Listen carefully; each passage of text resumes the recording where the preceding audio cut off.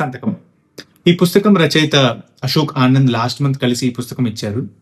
ఇందులో ఒక ప్యాసేజ్ నేను చేసే తప్పులకి కూడా అద్దం పట్టినట్టు అనిపించింది. దాన్ని చదువుతా. ఈ ప్రపంచంలో అన్నిటికంటే కష్టమైన దుఃఖం ఏంటో తెలుసా? మన దుఃఖాన్ని వినేవారు లేకపోవడం. ఎందుకు దిగులుగా ఉన్నావు అని అడుగుతారు. ఫలానా ఆర్థిక సమస్య అని చెప్పబోయావంటే, నాది అదే సమస్య అని టక్కున అంటాడు. నువ్వు 1000 అప్పుందన్నావంటే వాడు 10,000 అప్పుందంటాడు.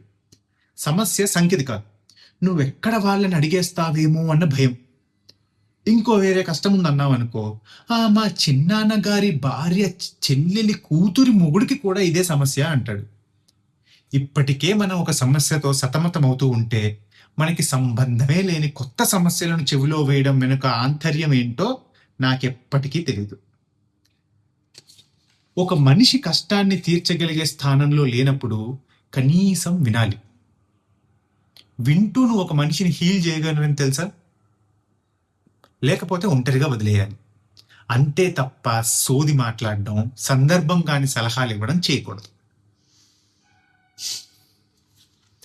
ఈ తప్పు నేను కూడా చేశాను.